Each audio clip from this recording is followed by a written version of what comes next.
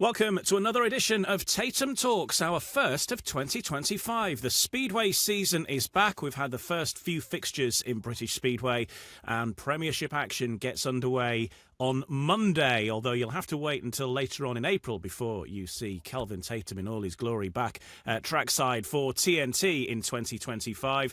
Kelv, welcome back. Emerging from your winter hibernation, you've been keeping yourself busy though. You've been doing motocross, Kelv. You've been back behind the mic, but Speedway ahoy! Absolutely, yes. It's not too much longer to wait, really. Delighted to see that the weather's behaved actually as the season started for Niels Christian Iversen. His testimonial, fully deserved. And of course, the Peter Craven Memorial. What a lineup that was. Chilly, but dry, which is great news. And long may that continue. But no, I've been doing a bit of motocross. I've been doing the World Championship in the last few weeks. Got one coming up this weekend as well. So,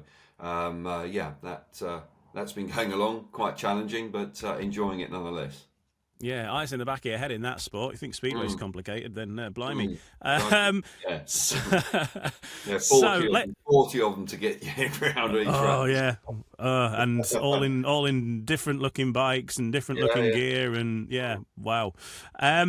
We'll talk about British Speedway in a sec. Let's start off by the hot topic at the moment, of course, is the Speedway Grand Prix, which doesn't actually get underway until May, but a lot of talk in Britain about the Grand Prix series coming here, of course. First of all, we're losing Cardiff. That has been removed from the schedule at fairly short notice, and everybody's going to be sad to see that go. For Belle Vue, though, they did have, originally, they were going to be the second Grand Prix in British Speedway as such, a new addition, but now they're hosting 2 days on the trot, Friday and Saturday, one of them replacing Cardiff, and then effectively their own Grand Prix, I guess you'd say. So all eyes on the National Speedway Stadium. But first of all, your thoughts on that decision. Over 20 years of Grand Prix at Cardiff, and it's to be no more, unfortunately. Well, I can't describe it any other way than being rather saddened by it, because when we first went down there in 2001, it was just wonderful. And to walk into a stadium of that stature and to be able to run a Speedway event in there was truly extraordinary, and been very fortunate enough to have gone to the majority of them. Last year, there's been some incredible scenes. Everybody is aware of the Chris Harris victory, which was just outstanding that day. But, last year with a British 1-2, which was historic, and not to go back, I think it will sadden quite a lot of people, and they will be probably scratching their heads a little bit. Why?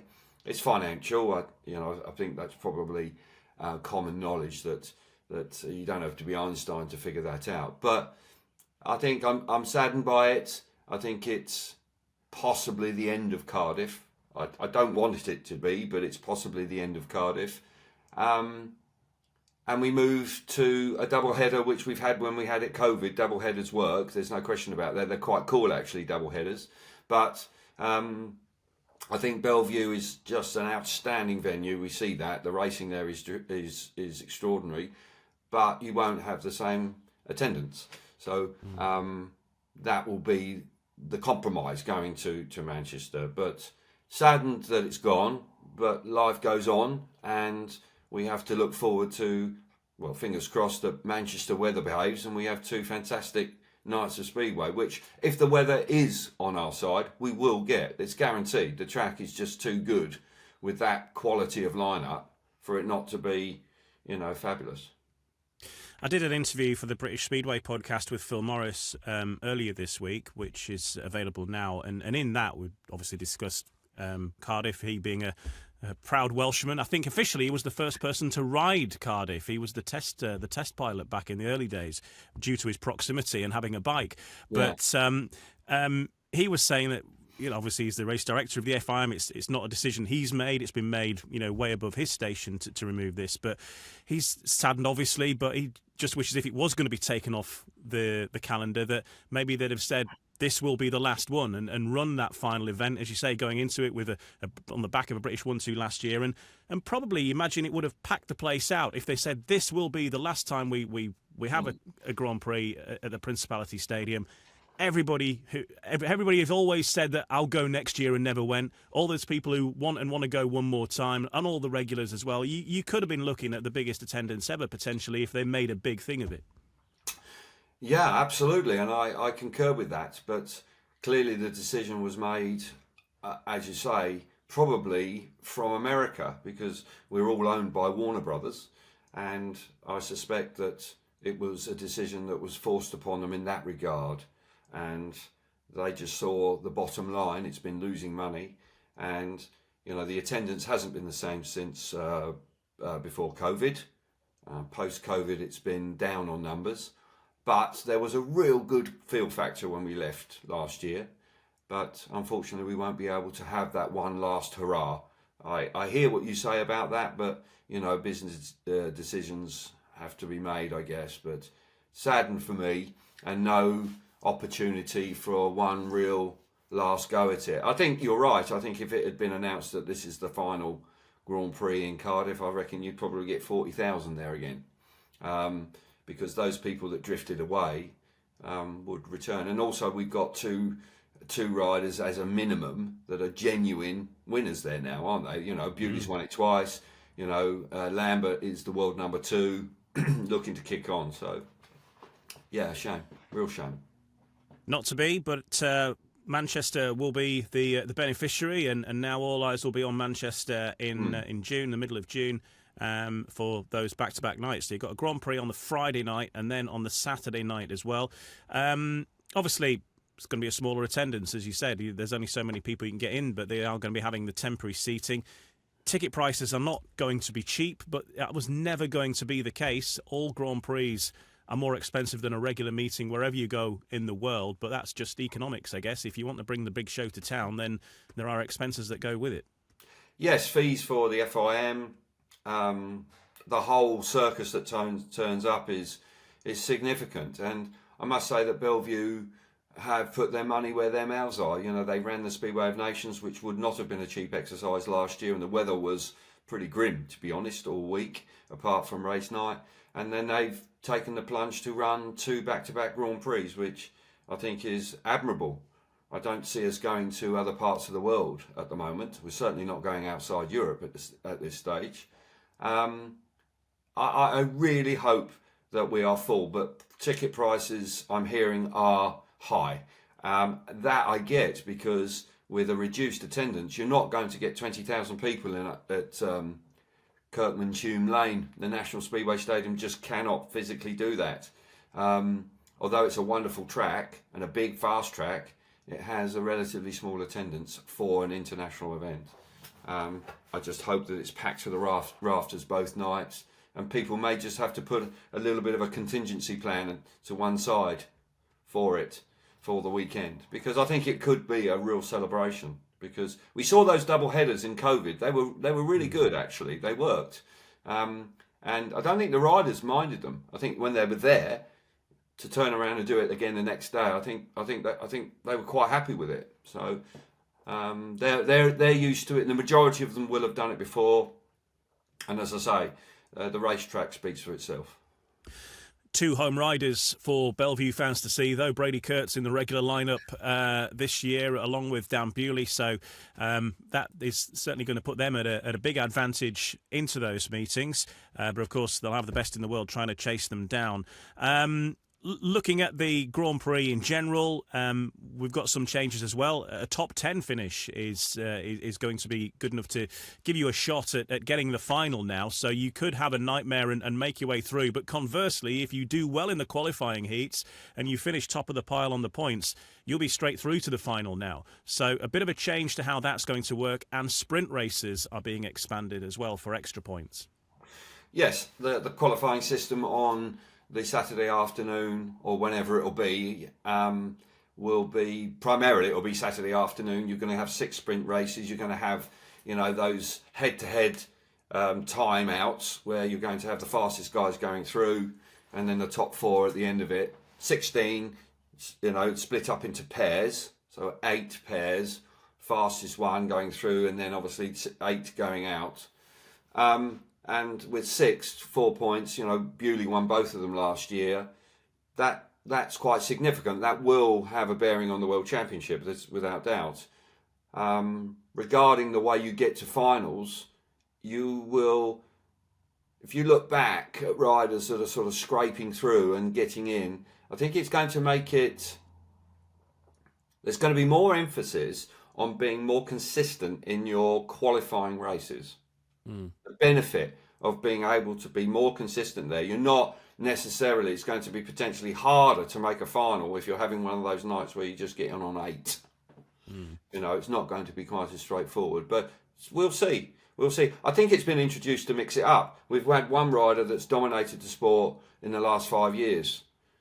And I think Bartosz Marslik, I think the way this is set up, unless he finds, because he wasn't that consistent in the qualifying, in his qualifying races last year. Well, if he doesn't rectify that, there's a possibility he won't be world champion. So I think it will give it more of an open feel, and we'll see. From a point of view of broadcasting, the qualifying will give it so much more interest. It will be much, much more exciting and much more jeopardy. You know, just against the clock to have a start position for the evening, in truth, it wasn't that much on that, really. I don't think they were that fussed. But now, with points and going head to head, I think I quite like the idea of that. Going to be one to watch, and the Speedway Grand Prix series gets underway at the start of May in Landshut in Germany, sending us straight to Bavaria there, Kelv, to get the get a few flagons in to kick the season off. Absolutely, it was really good last year with Mikkel Mikkelsen winning his first GP, but the racing there, we were both Chris and I were concerned that it might be a bit not quite as good as we'd witnessed previously, but hey, it worked out really good. So hopefully we get off to a flying start down there. Yeah, and then it's going to come thick and fast, because the end of the season, we've got the Speedway of Nations, haven't we, to round things off. So that is going to be at Torren at the back end. So the Grand Prix series will be wrapped up before then. Yeah, we finished quite early with the Grand Prix in Voyens, fairly early, the second weekend of September, which is an early finish for the Grand Prix series, and then we've got a 2 or 3 week break, and then a couple of weeks actually off, and then we go straight into the tournament in Torren, which will be chilly there by that time of year. That's cold in Poland in October, but Torren's a great venue. Could be quite an exciting week of World Championship Speedway. I certainly hope so. Anyway, you know, it will be interesting to see how that goes. But yeah. A shortened calendar. It's only the Grand Prix is only just over 4 months, but I think it could be wide open. I think the way they've set that up, with the way you qualify for the latter stages and the big points at the end of the night, I think you could well see that it might just mix it up a wee bit. We'll see.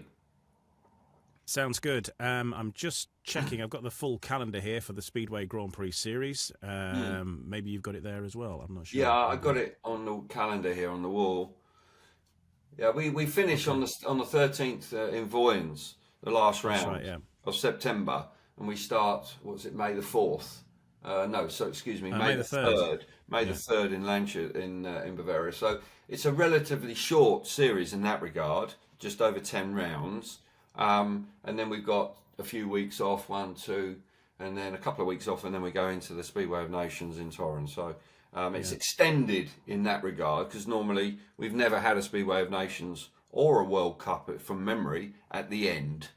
It's always been in the middle, really, in the middle generally in the summertime. So we'll see how it goes. But from the point of view of those slight tweaks they've done with the way you qualify for finals at Speedway Grand Prix, I think it's been thought about. I get the feeling the emphasis is that they want to try and mix it up a bit, and it quite possibly could be, because those nights where you might be struggling for a setup and just not quite getting it right, and then dragging it out at the end, it's going to be much more difficult to do that, because when you've got 2 guys going straight through, all of a sudden, you know, then although you got down to 10th, there's only 2 other guys make it. So the chances are slim So, it's going to be real shootout at the end of the night. Real desperado stuff. Yeah. And I think it rewards those riders as well who have had the consistency in the qualifying heats, because I think we have had riders too who finish top of the pile, they get through to the semi-final, they have a bad start and they're out. And then someone like Smarslik, for example, who's had a dodgy night, sneaks into the semi-final by the skin of his teeth, goes through to the final and wins it. So it guarantees that if you've done well in the first 5 heats, you're at the final. No matter what, and you're there. Well, the perfect example of that was Lebedev's in Riga. Absolutely, he top scored with 14 points, missed the start in the semi-final, didn't make it. Smarslik should have been excluded earlier on in the evening with that crash with Mikkelsen. He then somehow picked himself up. He had a real roller coaster of a night. Ended up winning the Grand Prix. And actually, it was sort of like then he stamped his authority on the World Championship as a consequence. That type of scenario, quite possibly, you're not going to be able to have that luxury anymore, where you can dig yourself out of trouble later on in the night. But Lebedev's would have made his first ever final in front of his home crowd, which would have been deserved, wouldn't it? It would have been deserved because he'd done so well from his 5 rides. So I'm looking forward to that. Okay, so Grand Prix kicks off in Landshut 3rd of May, then it's to Warsaw on the 17th, Prague on the 31st, but the night before the 30th is SGP3. June, of course, is dominated by Manchester, and then Gorzów the week after. They're back to back. Yeah, and then busy time in middle of June, and then July, Melilla for SGP2 qualifier. One of the qualifiers for SGP2 actually happening at Glasgow this year as well. Before that, so that gives who's riding for Glasgow? Ashton Bowden, Dan Thompson, Leon Flint, all Glasgow riders who will be hoping to be in that. Then Riga in August for Latvia. That's got an SGP2 as well attached to it. Roslav at the end of August, the August Bank Holiday weekend, 30th of August. And then you've got, the finale, big finale, Vojens, SGP2 final, SGP4 final, and the final round. Then Torun, as you say, first weekend, last weekend of September, first weekend of October, through there. So that's the calendar for SGP and its associated events. So, busy times. Let's talk about British Speedway then. As we know, we're a little bit underway. We've had a couple of meetings at the time of recording this. The Peter Craven Memorial, Niels Christian Eversen's testimonial, which have had good lineups. Grand Prix riders involved in there, including Jason Doyle. We've also seen Max Frick. We've seen Dan Bewley, Robert Lambert, Brady Kurtz, not least as well. And a few more meetings to come. Ryan Douglas has his testimonial imminent, and the Ben Fund Bonanza is at Oxford on Sunday. So again, some Grand Prix riders in that, including Jason Doyle is riding in that event for the first time as well. So then the action begins for the Premiership Knockout Cup on Monday. What we have seen, though, is good performances from those top lads, the Grand Prix riders. Robert Lambert doing well at King's Lynn in Niels Christian Eversen's testimonial. Jason Doyle doing well.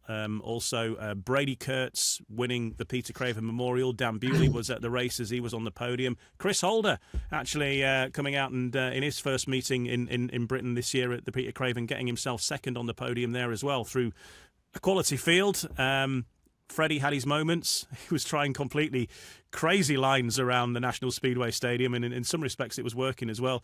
Niels Christian Eversen rolling back the years at the Peter Craven as well. He came right through the pack from last to first, right round that 3rd and 4th turn, and just held it full gas round the outside and just showed them out how it was done. It was impressive stuff. So good to see some of these experienced hands, I guess, mixing it with the kids of today, Kelv. Yeah, and Niels Christian Eversen has been a tremendous servant to the Speedway, internationally and domestically, and particularly here in the UK. So it was I was delighted that he had a successful testimonial last weekend, fully deserved, great lineup, and the weather behaved. So absolutely, Peter Craven Memorial now is becoming quite a meeting, and it's attracting some world class performers. Junovsky was there. As you say, Freddie Lindgren is over for his sort of early season sort of warm up before he disappears off to the continent.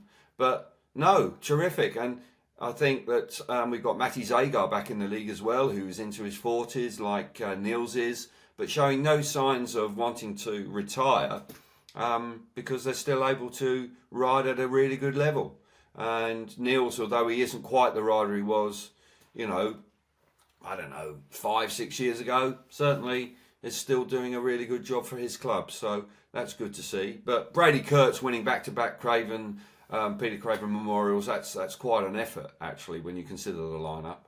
And interesting to see that Kurtz, a fully fledged Grand Prix rider, 4 Aussies in the Grand Prix for 2025. He could well have quite an impact, Kurtz, because there's no doubt that he is riding out of his skin. But yeah, terrific lineup. So nice way to get the season underway. Well, let's have a look through each of the teams then lining up in the ROWE Motor Oil Premiership for 2025. And we'll start with the reigning champions then, the Belle Vue Aces, who have a very familiar lineup to that of last year. They've got some riders back from injury, particularly Tate Zischke, who crashed out on his debut in a very painful manner indeed. Quite a gruesome injury he had with the chain adjuster on the back of his bike. The bike flipped round and the chain adjuster, met him a little too closely and became part of Tate Zischke for a brief period of time. And that caused a lot of damage, actually, and it took him all the way through the winter to get back to fitness again. But he's now back on a bike and fully fit, and he's lining up with Belle Vue and Workington in the championship. But Brady Kurtz leading the line along with Dan Bewley. So 2 Grand Prix riders in the Belle Vue Aces lineup. The only addition really is Zach Cook, who comes in place of his brother Ben, who's moved off to King's Lynn. And Zach was on the money actually at the Peter Craven when I saw him. He was gating well. There was one heat he was out up against Brady Kurtz and Dan Bewley in the same heat, and he led the two of them for a lap and a half. And then it was really just a bit of experience really that told in the end. And Brady and Dan both knew where to put the bike, and they got past him. But certainly some encouraging signs from his first rides as a Belle Vue ace. Yeah, Ben, his brother, rode well for Belle Vue. A little surprised that Ben moved on, in truth. But Zach Cook into the lineup, another rider that has a lot of speed, and he'll need it there at the National Speedway Stadium. Yeah, maybe just a little bit of lack of experience would explain it, although Brady Kurtz and Dan Bewley are particularly difficult to keep behind because if you cover one, then the other one will go around the other side of you. It will probably one of the stiffest tests you'll ever have all season long in the very first meeting when you're being chased by those two. But as you rightly say, that's encouraging signs, and Mark Lemon will be pleased to see that Zach. And I think they've been around long enough now, you know, those two boys, Ben and Zach, that they're pretty experienced, and I'm sure he'll be excited about the challenge moving forward. Yeah, Kurtz, Bewley, fabulous world-class leaders at the top of the team. Zach Cook coming in, I'm sure he'll settle quite nicely. I think it's a big season for Norik Bladorn. Bladorn, happy-go-lucky sort of fella. He's quite a character. People like him. I think I'm looking personally, I'd like to see a bit more from him, a bit more consistency, a little bit more of an edge to his riding where he delivers a little bit more regularly. I think if he does that, I think they'll be absolutely delighted. Zisk will take a bit of time to find his confidence. Nasty injury, has taken his time. Smashing kid, really enthusiastic. I sincerely hope he bounces back. And Jake Mulford, I think, down the rising star, you know, showed signs of being actually quite a useful performer and picking up points when maybe you wouldn't have expected to. So, yeah, I think Litzy, I think he had a slow start, if I remember rightly, last season. It frustrated him, but he finished well. If he can get off to a better start, then Belle Vue will be a threat, no doubt.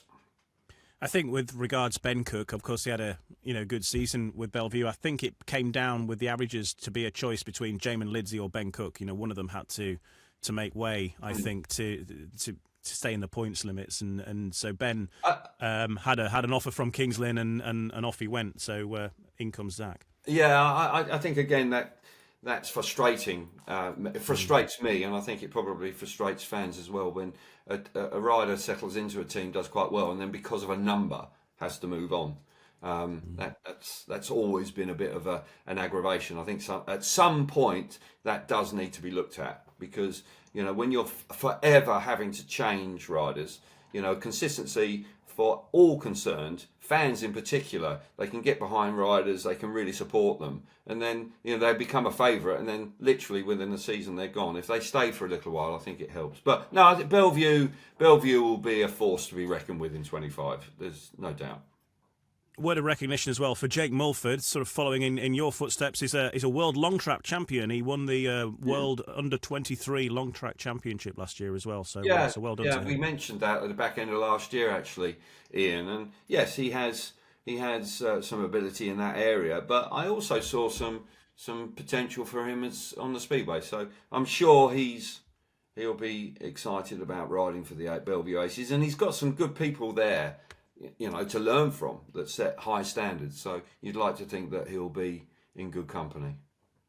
Let's move next then to the Birmingham Brummies. We'll just do it in alphabetical order, just so we're not showing preference. Belle Vue were first alphabetically and first last year in the league as well. The Birmingham Brummies then, they've made quite a few changes, Kelvin. I think last time we talked, they hadn't actually filled out their full team, but we now know the full lineup. It will be Tobias Mujalak starting at number 1. He's also captain of the Birmingham Brummies as well at the start of the season. Michael Jepsen Jensen, Mate Zagar, as we mentioned just before. Keenan Roux makes the move over from Ipswich. Jonas Jepsen, Antti Vulas and Jason Edwards will be the rising star. So that's the full lineup for the Birmingham Brummies of 25. Yeah, an eclectic mix of riders. Rees are quite eye-catching in some ways. Mujalek is a good rider with lots of experience here, got injured last year, didn't return. Good to see him back because I like the way he rides. He's an exciting rider, and when he rode for Sheffield, he did a good job for them. He really did. And I'd like to think that he will do a good job for the Brummies. Michael Jepsen Jensen, on his day, is genuinely a world-class rider. I saw him when he won that Grand Prix those years ago in Voyens when he denied Nicky Pedersen. It was an extraordinary night. He went on to win the World Cup as well as youngster with Mikael Beck at the time. And both of those two riders, you thought, well, they're going to be superstars. It hasn't quite happened, but Michael Jepsen Jensen back in British Speedway, I think if he can settle, I think he'll be, he's a very good rider, but he's a bit enigmatic, to me. You never quite know what you're going to get. And I think key for the Brummies is that he is consistent. He consistently performs. Zagar, we know what he can do. He's getting on a bit, hasn't ridden that much in recent times, but he knows Britain very well, and I can't think that I think he'll be decent. I think Keenan Roux actually was riding well at the end of last year and was doing well for Ipswich. I think he's a good signing, and I'd like to think he'll have a bit of a fire in his stomach to actually really prove a point this year. And Antti Vulas, we saw riding for Belle Vue, went well. Jason Edwards, steady for Sheffield. Needs to just push on a wee bit. But a team that, if they click, Ian, will be a spoiler. Particularly, they need to win at home. Of course, they need to win at home. But, yeah, if they can really get to grips with it and settle in, then they will be a tough nut to crack, particularly at their home at Prix. That's my concern for them. How do those faces coming into the teams, like Jepsen Jensen, Zagar, and Jepsen, how do they settle? That's a question mark for me. Yeah, exactly. And I suppose it may be similar to that Kasperzak question that we've had previously as well, where are these riders going to come in and do what they're capable of? Yeah. If they do, then that's quite a strong Birmingham lineup. If they don't, then we're going to have the question marks again. Yes, we are. And as I say, the jury's out on that for me. I'd like to see them because they've stayed in. There were all sorts of question marks about Prix, the future of the track, and also, but they're back 2025, and I want them to go well. They've remained in the Premiership, which is crucial. So, and they've probably done the very best they can to put in a lineup that is reasonably eye-catching. I'd like to think the fans will be excited about that for the upcoming season.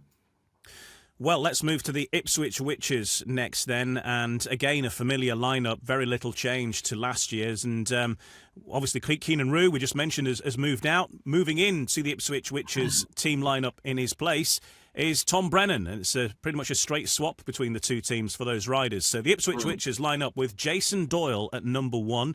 At number 2, well, not number 2, but the second highest averaged rider will be Emil Saifutinov, Tom Brennan, Danny King, Adam Ellis, Dan Thompson, and Jordan Jenkins moves into the Rising Star berth. Dan Thompson's actually outgrown Rising Star now. He's not allowed to be a Rising Star anymore because he's too good. So he's out of that. But Jordan Jenkins does still qualify for that. So he manages to stay in the team, but moving to the Rising Star berth. Two big hitters at number 1 once again. Obviously, injury really scuppered Ipswich's chances last year, but you have to say that the addition of Tom Brennan is not a step backwards. No, absolutely not. I think that Tom Brennan coming in will make them stronger, I believe, and I'm sure that Richie Hawkins and Chris Louis believes that as well. Tom Brennan is a rider that has an enormous amount of potential. And he's a quality act. He's been sort of knocking on the door. He's got close at the British Championship. He's won Speedway of Nations. Admittedly, he hasn't raced much in those meetings, but he's a rider that a lot of people think is going in the right direction. And I think they were quite keen to have him. And as a consequence, they've got him. I'd like to think that Danny King will be fitter and stronger this year. He had a problem with his hand all year. He's had surgery in the winter. If he can recapture some of his consistency from previous years, then that will be a bonus. Ipswich look really good. I think Jordan Jenkins, I think, is quite fortunate to still be a Rising Star. I think he is. He's quite experienced. He's been around a while. And I think, I think they'll be chuffed to bits to have Jordan Jenkins as a Rising Star and Dan Thompson alongside him. So I look at that lineup and I think, if they all stay reasonably fit, they'll be hard to beat, I think. I get the feeling they look a very solid outfit. Yeah, a couple of notes on that. You mentioned Danny King. He has said to me in an interview that his hand is fixed now. Having had that surgery, it's successful. He had scar tissue growing inside of it from that crash he had at the start of last season, and that's all fixed, so he's got full movement in his hand again. Tom Brennan's actually been busy on the bike in the winter. He's been to Australia, spent a long time in Australia, probably maybe 6 weeks, perhaps, racing down there, racing in a few meetings across Australia, particularly at Mildura.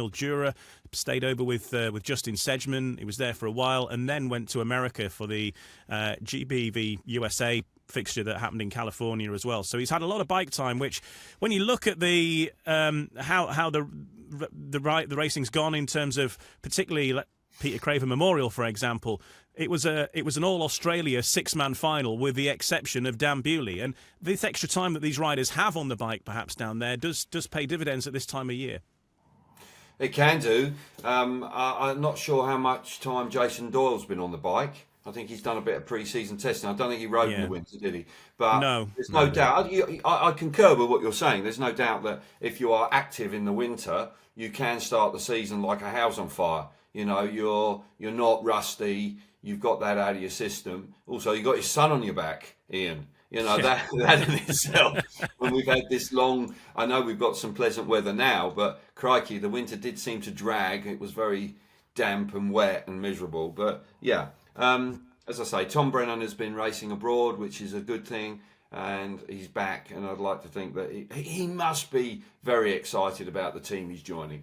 You know, last year, Birmingham, it never really got going there, having left Belle Vue. He's gone to what I would consider a genuine championship contender in Ipswich. So it's an exciting season ahead for him. And I think it is for the whole club. You know, they were bitterly... When you consider that without Doyle and Saifutinov, it went to the last heat in the semi-finals of the playoffs for Leicester to get the better of them. They only just missed out. I think if they'd had Doyle and Saifutinov, they would have won last year. I think they would have won the Premiership. But they're back, and in truth, in lots of regards, they look stronger than they did last year.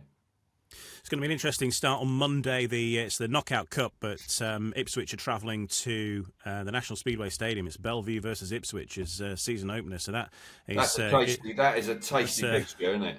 Yeah, Yeah, so that's my job on Monday night. Looking forward to that. But obviously, one of those sides is going to go out of the Knockout Cup as well. So that is going to be sorted out in the next week. It's home and away in that first week. So Ipswich then looking strong. Where do we go next? Let's go to Kings Lynn is next in the alphabet, isn't it? And this is an interesting lineup. This some familiarity, some new faces as well, but not entirely new because one of those new faces is Chris Harris, and everybody knows Chris Harris's face. But he's finally a Kings Lynn rider.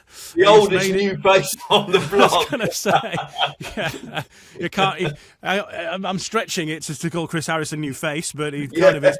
Bizarrely, he is. Yes. Ben Cook lines up at number 1 for the Kings Lynn Stars. Richard Lawson, Niels Christian Iversen, Nikolai Klint, Jan Kvek, Chris Harris and Ashton Bowden. Now, Chris Harris starts at reserve in the Kings Lynn Stars lineup. Ben Cook starts at number 1. How's this possible, you might ask? Well, look at the averages. The top average rider is Ben Cook on 6.99. The bottom average rider is Chris Harris on 6.06. It's very tight between those riders. Ashton Bowden, of course, rising star. We are going to see potentially a similar kind of outlook here to Peterborough a few years ago, where, again, a Rob Lyons side, they're always going to have a strong rider at reserve here, Kelvin, and that could make a big difference. Well, it certainly did to Dad's Army, didn't it? In the Peterborough Panthers, when they won the league title, they had Hans Andersen, they had Scott Nichols, they always had actually an international rider riding down at number 6, and it appear that will be the same with Kings Lynn. I tell you what, they could be a dark horse. They've had some dreadful seasons in the recent past, and you have to feel for them up there. And it's actually the first venue we go to on TNT in 2025. And I don't have any skin in the game at all, but I would like to see them have a little bit of success, because it's been pretty miserable for them. When you consider they had Artem Laguta in the team in recent seasons, and whatever they've done, it just has backfired. The Michalak turned up last year, got injured, never turned up again. It really hasn't clicked for them at all in recent times. And Rob Lyon, after winning the championship with Peterborough Panthers, subsequently the following seasons have been absolutely awful.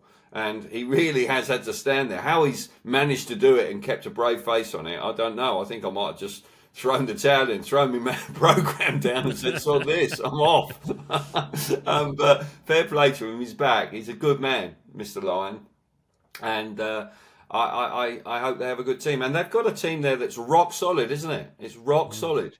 You're going to see changes down at reserve with the rolling averages. It's all going to switch around. But Jan Kvek coming in, Kvek. I could see Kvek actually being their leader, because if he kicks on, he settled in really quickly at a track that's not easy. A lot of people go there and they don't like it. It's really grippy. It's a bit quirky, that surface they've got there. Great shape, always has been.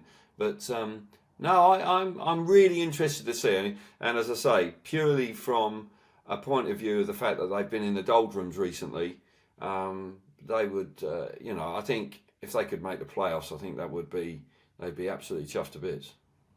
They've certainly got a lot of experience in the side as well. Nikolai Klint is going to be the captain. Of course, he's been at Kings Lynn on and off for many years now through the course of his career. Niels Christian Iversen, of course, a Kings Lynn legend, just had his testimonial there. Yeah. Again, on form on Monday night when we saw him at the National Speedway Stadium. Richard Lawson coming back in. These are all riders, though, are going to get stuck in. And I think we had a similar conversation about Leicester this time last year, that these are all riders that are familiar with British Speedway. They know what's required. You know what Bomber's going to give. He's going to give 110% every single meeting. And they're going to get stuck in when they need to get stuck in. Yeah, absolutely. They're going to have a good attitude. And, Richard Lawson and Chris Harris have been around a long time, like Niels Christian Iversen. And they will have a work ethic and a pride in their performance that you would suggest will keep it going. And I was surprised that Ashton Bowden actually left the Spires, the Oxford Spires, not the Oxford Cheetahs, the Oxford Spires. I thought he may have stayed there for a bit longer, but got to say, I think he's joining a team with that lineup that could be quite exciting for him. So, yeah, experienced side, evenly balanced. could prove, if they get off to a good start, there's no reason why they shouldn't. Nikolai Klint coming back from injury, nasty injury, neck injury. I spoke to him last year. He was struggling to get over it, but I've seen some footage of him on social. He's been out and about riding, so yeah, I'm sure he's really determined to get off to a good start and have a good season. Kings Lynn could well be a team that could surprise one or two. I think with regards to Ashton Bowden, first of all, he's a Kings Lynn lad, so obviously it's a bit handier for him there. But I think Bomber's taken him under his wing a little bit. Obviously, Chris Harris and he were riding at Oxford, and they've both moved over to Kings Lynn. They're also both riding together for Glasgow as well in the championship, and I think they'll be paired together, actually riding together as 1 and 2. I think Bowden's at number 2, maybe with Glasgow, I think I've read. So they are spending a lot of time together, so there might be a bit of a synergy there between those two at reserve versus obviously a partnership they're going to be carrying out at the top end of the team for Glasgow. Yeah. So, I don't know. Yeah.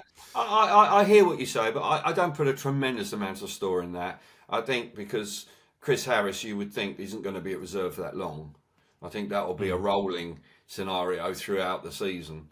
But yeah, Harris is somebody that Ashton Bowden can learn from in the regard of his commitment to the cause. I think he's a bit chaotic at times, Chris. He turns up, it's a bit like Curbside Motors when he turns up. There's bikes and bits and people everywhere, and he's running around looking after his boy, and he's dashing here and he's dashing there. I don't think it's quite the ideal preparation for each Speedway match, but it works for Chris.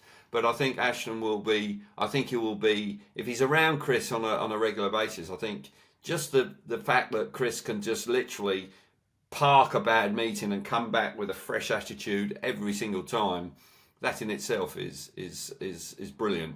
So yeah, I wish them all the very best. I think Kings Lynn deserve a good season. Leicester Lions defeated finalists in the Premiership playoffs last year, of course.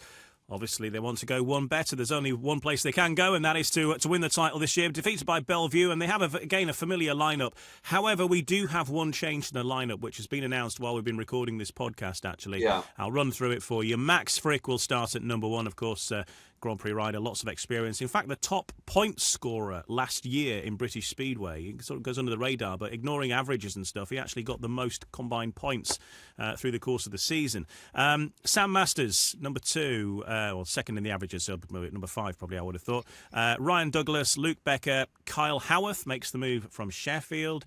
Now, it was supposed to be Craig Cook, but he has dropped out right at this moment that we're recording this, and so he's been replaced by Drew Kemp. Drew Kemp comes in to the Leicester Lions lineup for the start of the season, and Sam Hagan will be the rising star.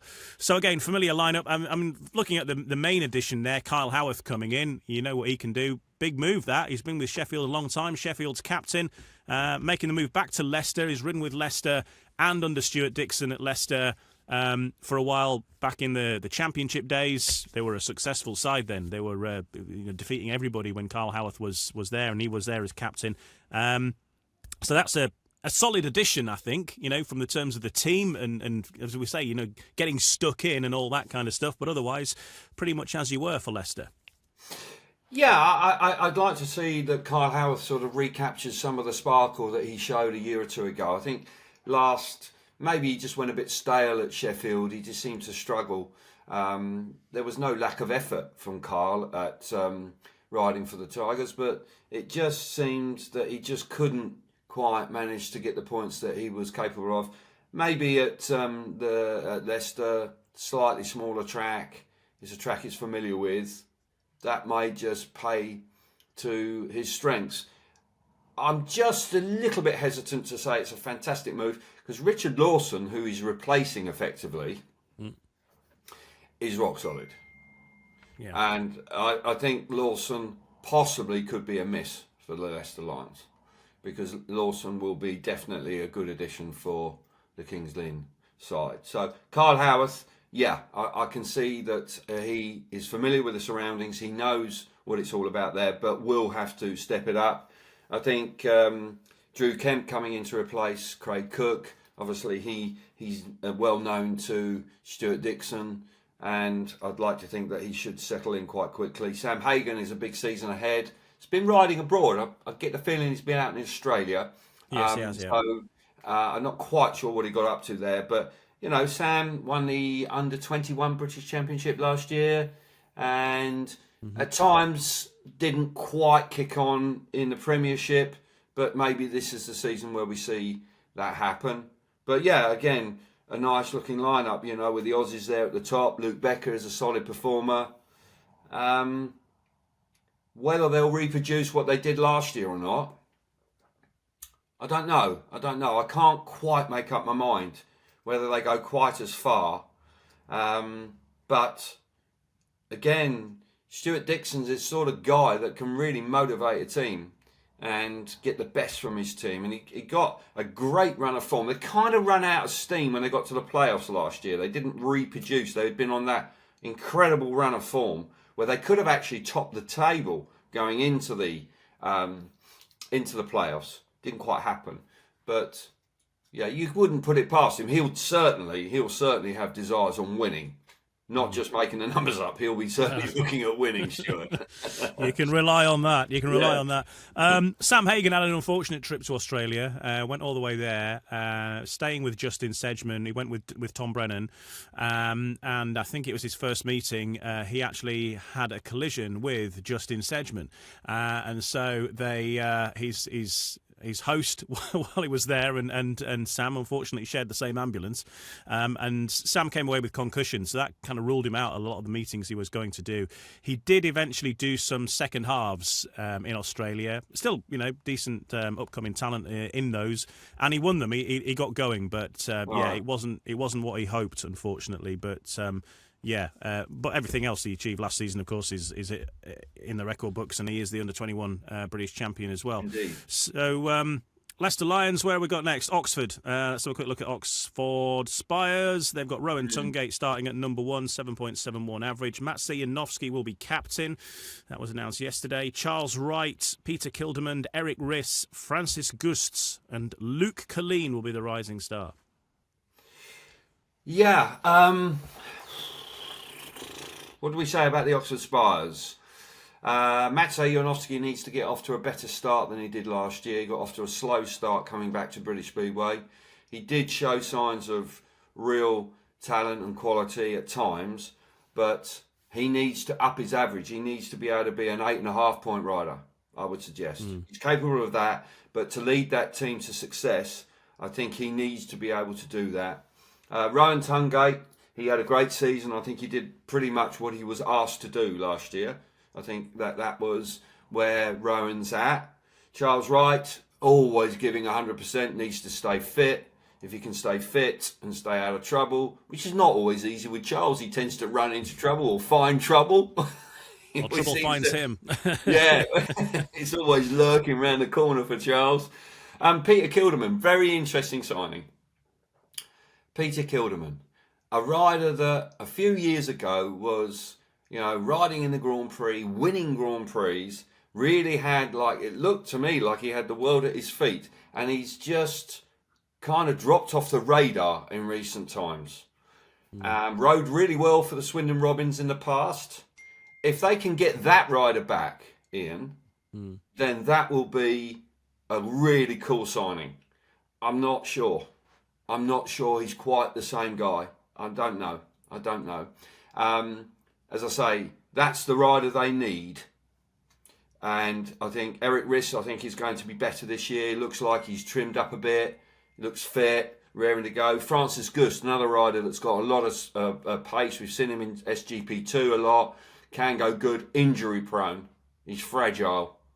He gets hurt.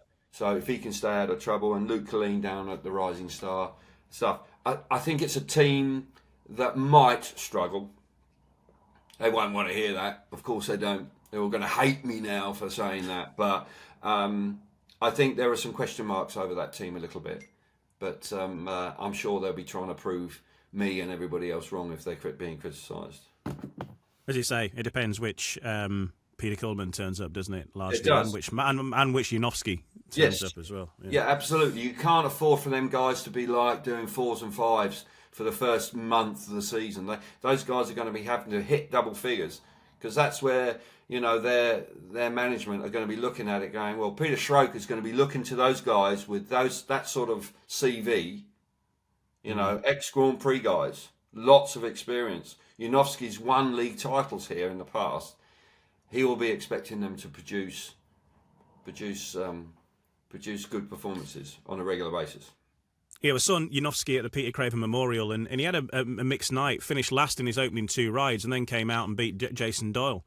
You know, so but that's been it, isn't it? That's been how it's been for the last year or two. Yes, it has. And as I say, they've now re-signed him, which shows faith in him, and he's had a season back in the UK to sort of reacquaint himself with bike setup and conditions over here, because he's been away for quite some time. So you'd like to think that will help him. And he should now, at home, he should be able to be picking up double figures on a regular basis. He's that good. He's a brilliant rider. Peter Kilderman, he's a different type of rider. He's a leg trailer. He hasn't got the classic style, but it's certainly eye-catching. He's, as I say, if he can come close to what he was previously, then that will be a great addition. But for me, I need to wait and see on that. We'll see. He's going to be riding in the Ben Fun Bonanza on Sunday, actually. Okay. So that will be interesting to see how he goes there.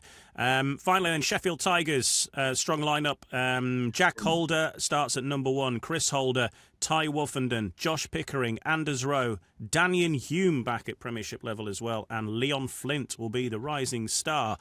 Certainly some experience there, and you can see the influence of Simon Stead getting Leon Flint across. He was the first British rider to qualify for the full SGP2 series last year.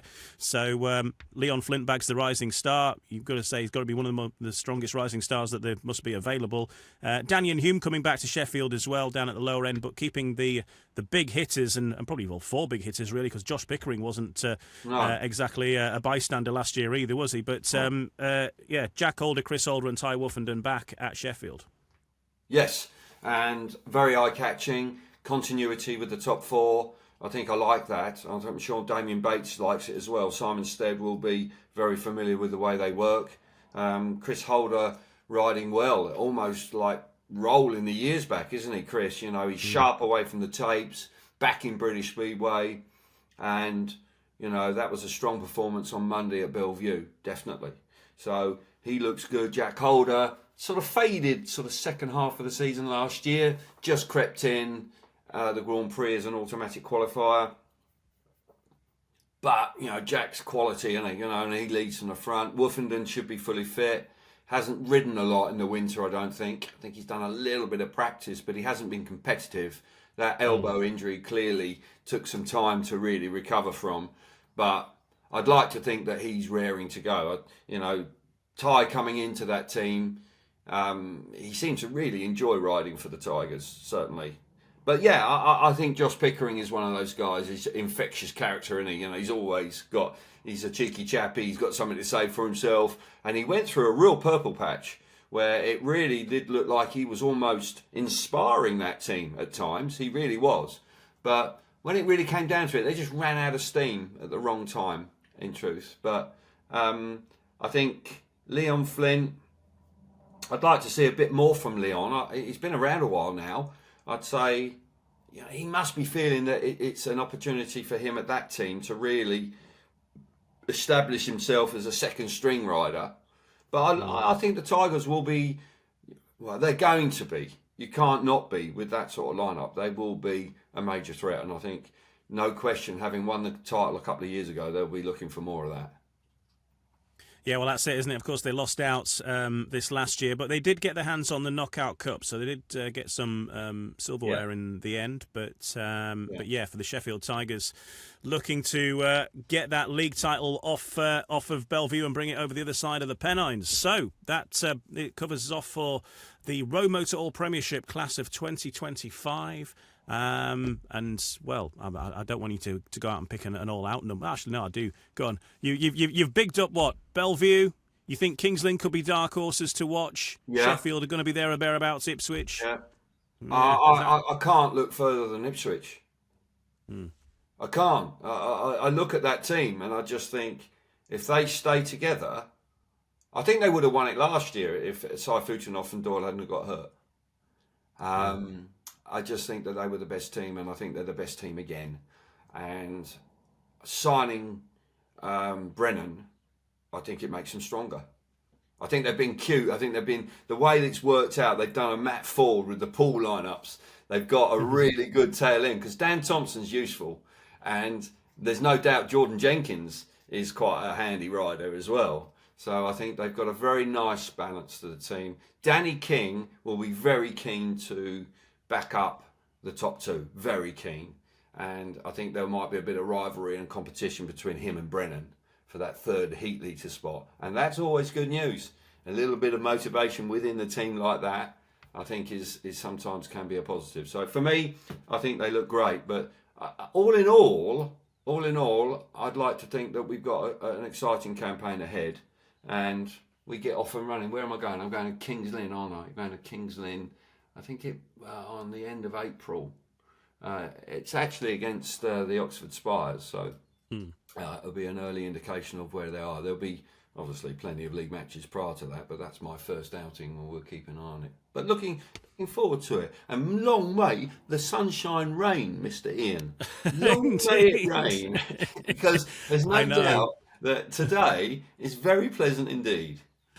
It's a lovely speedway day. Back at that part of the season where you're starting to look at the weather apps, and I'm sort of scanning ahead like 5 or 6 days. Yeah. So, how's it looking next week? How's it looking at Oxford on Sunday? How's it looking at Belle Vue next Monday? Oh, there's a cloud. Yes. Will it be a problem? But I've got Ben Fun Bonanza on Sunday at Oxford. Monday we've got Belle Vue versus Ipswich. And then I've got a couple of weeks off then, and then I'm in the Championship Speedway. We've got the Championship pairs at Workington on the 5th of April, and then on the 6th of April, it's the Championship League Riders' Championship at Scunthorpe. So 2 big events back-to-back at the start of the season rather than at the end of it. And then I'm at Birmingham v Ipswich, and then Sheffield v Kings Lynn v Leicester. And so it goes into the distance as the season goes. Fantastic. Well, I think that Monday night between those 2 big hitters in the Premiership, albeit that will be in the Knockout Cup, that'll be an interesting sort of workout for both teams at this early stage, won't it? Might be just a bit of an indication of where we're at, because Ipswich haven't always gone that well, actually, at Belle Vue. It's been a little bit of a tricky one for them, but there's no doubt that both those teams will have very strong ambitions about winning the championship in 25. But you look at Ipswich, and they've got, in terms of Manchester, they've got Danny King, won a British title there. Adam Ellis has won a British title there. They've got Tom Brennan, former Belle Vue rider. You know, Doyle and Saifutinov both won races on Monday night just gone. Saifutinov involved in the race of the night, actually, with Chris Holder. They were trading positions. They were proper throwing the bike at each other as if it was a Grand Prix final almost. It was, it was fantastic, a fantastic heat to watch, that one. So yeah, it's set up perfectly for a bit of an early season classic. Yeah. Could be quite a spectacular night. So a little envious that we're not working on that one, but no doubt that it those type of riders at that type of track, it generally delivers some pretty spectacular stuff. So no, looking forward to it, and pleased that we've had a chit chat about the upcoming season. Brilliant stuff. Cheers, Kelv. Thanks a lot, and we'll see you on the box soon. Yeah, look forward to it.